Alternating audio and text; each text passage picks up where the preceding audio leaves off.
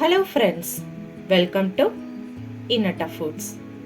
இன்னைக்கு இன்னட்டா ஃபுட்ஸில் நம்ம பார்க்க போகிற ரெசிபி சுவையான, அதே சமயம் ரொம்ப டேஸ்ட்டோட, ரொம்ப சிம்பிள் இன்கிரிடியன்ஸ் வச்சு செய்யக்கூடிய சிக்கன் கபாப். இந்த சிக்கன் கபாப் பார்த்திங்கன்னா வெளியில் நல்ல முருகலாகவும் உள்ளுக்குள்ளே ரொம்ப சாஃப்டாக டெண்டரியாக, அதே சமயம் ரொம்ப ஜூஸியாக இருக்கக்கூடிய இந்த சிக்கன் கபாப் ரெசிபி தான் நம்ம இன்னைக்கு செய்ய போகிறோம். இந்த சிக்கன் கபாப் ரெசிபியை நான் ஒரு எக் தம் பிரியாணியோட சர்வ் பண்ண போகிறேன்.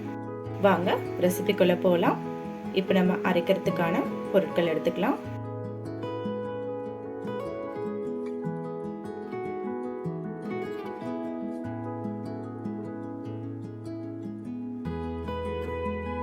ஒரு மிக்ஸி ஜார் எடுத்துக்கலாம். அதில் ஒரு பட்டை,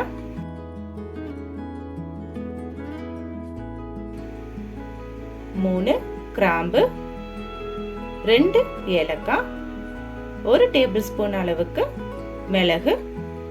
மிளகு கொஞ்சம் கூட்டியே குறைச்சவோ சேர்த்துக்கோங்க உங்கள் காரத்துக்கு தகுந்தாப்புல.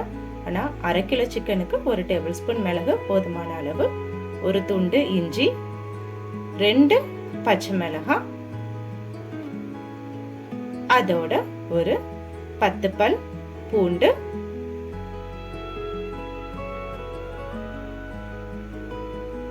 கடைசியா 1 டேபிள் ஸ்பூன் அளவுக்கு சோம்பு சேர்த்துக்கலாம். இந்த பொருட்கள் எல்லாத்தையுமே மிக்ஸி ஜார்ல அரைச்சு எடுத்துட்டு வந்துக்கலாம். கொஞ்சமா தண்ணி விட்டு ஒரு ஃபைன் பேஸ்டா அரைச்சு எடுத்துக்கலாம். அதிக தண்ணி விட வேணாம், கொஞ்சமா தண்ணி விட்டா போதும். இப்போ ஒரு அகலமான பாத்திரத்துல ஒரு முட்டைய உடைச்சு விட்டுக்கலாம். முட்டை விட்டு செய்யும் போது நம்மளோட சிக்கன் கபாப் பார்த்தீங்கன்னா ஒரு நல்ல ஒரு சாஃப்ட்னஸ் கிடைக்கும். அதுக்காக தான் முட்டை சேர்த்துக்கிறோம். இப்போ இதோட 1 டேபிள் ஸ்பூன் அளவுக்கு மிளகாத்தூள் சேர்த்துக்கலாம். அதோட 1/2 டேபிள் ஸ்பூன் அளவுக்கு கரம் மசாலா, 1 டேபிள் ஸ்பூன் அளவுக்கு உப்பு சேர்த்துட்டு அதோட ஒரு 1/2 table spoon Kashmiri red chilli சேர்த்துருக்கேன். நீங்கள் விருப்பப்பட்டா காஷ்மீரி ரெட் சில்லி சேர்த்துக்கலாம், இல்லைன்னா ஃபுட் கலர் கூட ஆட் பண்ணிக்கலாம். நான் கலருக்காக காஷ்மீரி ரெட் சில்லி சேர்த்துருக்கேன்.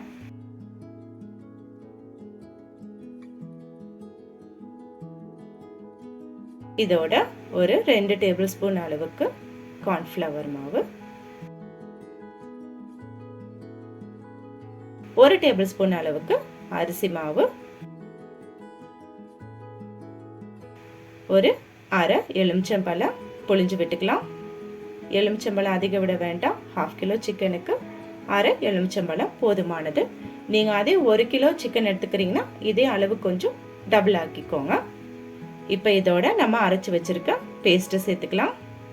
அதிகம் தண்ணி விட்டு அரைச்சிடாதீங்க, அப்புறம் நம்ம கபாப் பார்த்தீங்கன்னா மசாலா எதுவுமே ஒட்டாமல் வந்துடும். கம்மியான தண்ணி விட்டு அரைச்சி எடுத்துக்கலாம். இப்போ நம்ம இந்த மசாலாக்கள் எல்லாமே நல்லா கலந்து கொடுத்துக்கலாம்.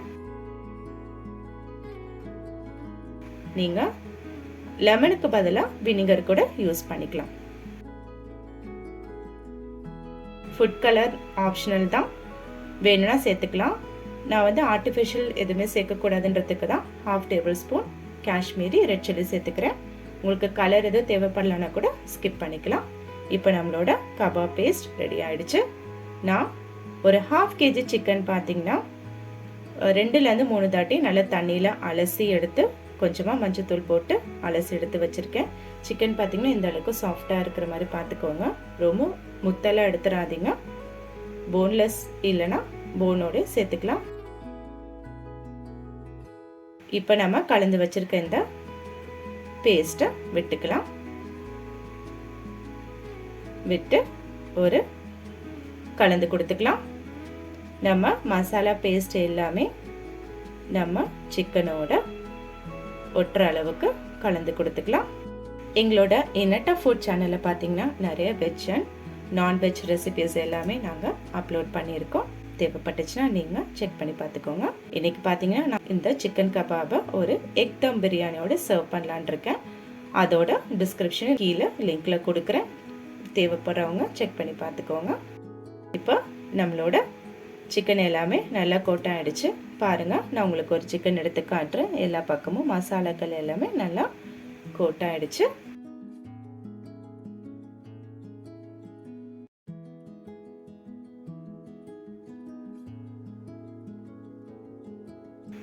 இப்போ நம்ம இது ஒரு லிட்டு போட்டு கவர் பண்ணிக்கலாம். கவர் பண்ணிவிட்டு ஒரு 2 ஹவர்ஸ்க்கு மேரினேட் பண்ணிக்கலாம்.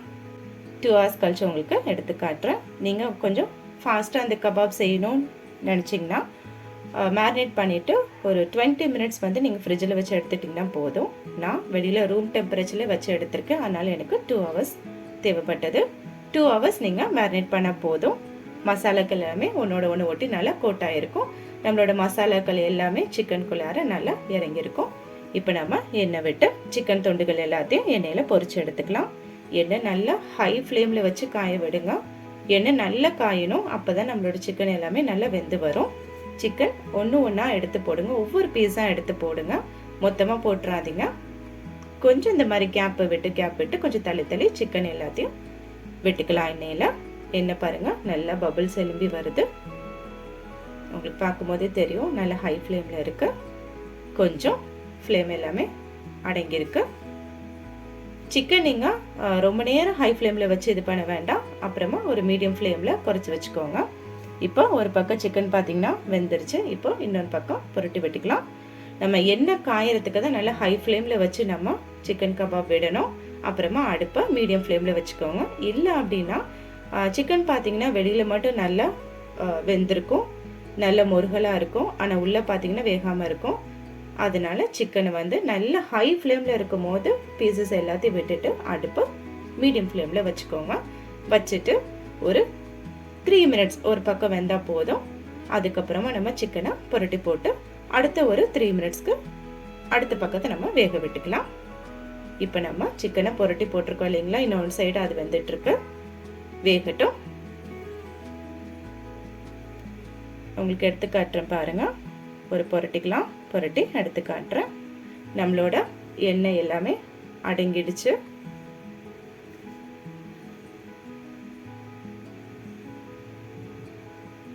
இப்போ நம்ம விட்டுருக்க இந்த சிக்கன் கபாப் வெந்துருச்சு பாருங்க. எண்ணெய் எல்லாத்தையும் வடிச்சு எடுத்துக்கலாம். வடித்து எடுத்துட்டு ஒரு பிளேட்டுக்கு நம்ம ட்ரான்ஸ்ஃபர் பண்ணிக்கலாம். எண்ணெய் நல்லா வடித்து எடுத்துக்கோங்க. பாருங்கள், நம்ம விட்டுருக்க மசாலாக்கள் எல்லாமே நம்ம சிக்கன் கபாபில் ஒட்டி வந்திருக்கு. எதுவுமே எண்ணெய்க்குள்ளார இல்லை. எண்ணெய் பாருங்கள், நம்ம விட்டுருக்க எண்ணெய் எப்படி ஃபஸ்ட்டு விட்டோமோ அதே மாதிரி சுத்தமாக இருக்குது. மசாலாக்கள் எதுவுமே எண்ணெயில் இறங்கவே இல்லை. இப்போ நம்ம செகண்ட் பேட்ச் சிக்கனை வெட்டுக்கலாம். நான் சொல்கிற இந்த அளவுகளை வச்சு நீங்கள் உங்கள் வீட்டில் ட்ரை பண்ணி பாருங்கள். மஸ்ட் ட்ரை ரெசிபின்னு சொல்லுவேன். ஒன் டைம் நீங்கள் ட்ரை பண்ணி பாருங்கள். நம்ம செகண்ட் செட் விட்ட சிக்கன் கபாப் வெந்துருச்சு. ஒரு பக்கம் வெந்துருச்சு, இன்னொன்று பக்கம் புரட்டி விட்டுக்கலாம். புரட்டி விட்டுட்டு ஒரு 3 மினிட்ஸ் வேக விட்டுட்டோம். விட்டு நம்ம எண்ணெயெல்லாம் வடித்து எடுத்துக்கலாம். உங்களுக்கே தெரியும் பாருங்க, நான் செகண்ட் பேட்ச் விட்டுருக்கேன். ஆனால் அதுலேயும் பாருங்க மசாலாக்கள் எதுவுமே எண்ணெயில் இறங்கவே இல்லை. நம்மளோட சிக்கனில் பாருங்க எல்லா மசாலாவும் கோட்டாய் வந்திருக்கு. எண்ணெயும் க்ளீனாக இருக்கு. இப்போ நம்ம இந்த சிக்கன் கபாபை சர்வ் பண்ணிக்கலாம். ஒரு பிளேட்டில் வச்சு சர்வ் பண்ணிக்கலாம். நான் கார்னிஷிங்க்கு பார்த்தீங்கன்னா ஒரு 10 பல் பூண்டு தோலோடு இடித்து 2 பச்சை மிளகாய் கொஞ்சமாக கருவேப்பிலை எல்லாமே எண்ணெயில் பொரித்து ஆட் பண்ணியிருக்கேன். இது கார்னிஷிங்க்கு தான். உங்களுக்கு தேவைப்பட்டுச்சுன்னா ஆட் பண்ணிக்கோங்க. பாருங்க, கலரு டெக்ஸ்சர் எல்லாமே நல்லா பர்ஃபெக்டாக வந்திருக்கு. உள்ள நல்லா வெந்திருக்கு பாருங்க, உங்களுக்கே தெரியும். நம்மளோட சிக்கன் கபாப் ரெடி ஆயிடுச்சு. ஒரு சூப்பரான ஒரு ஸ்டார்டர்னு சொல்லலாம், சைட் டிஷ் காம்பினேஷன் சொல்லலாம். இது தயிர் சாதம், சாம்பார் சாதம் எல்லாத்துக்குமே ஒரு சூப்பரான காம்பினேஷன். இந்த ரெசிபி உங்கள் வீட்டில் ட்ரை பண்ணி பாருங்கள். பார்த்துட்டு உங்கள் ஃபீட்பேக்கை கமெண்ட் பாக்ஸில் தெரிவிங்க. மீண்டும் உங்களை அடுத்த ரெசிபியில் மீட் பண்ணும் வரை பாய், டேக் கேர்.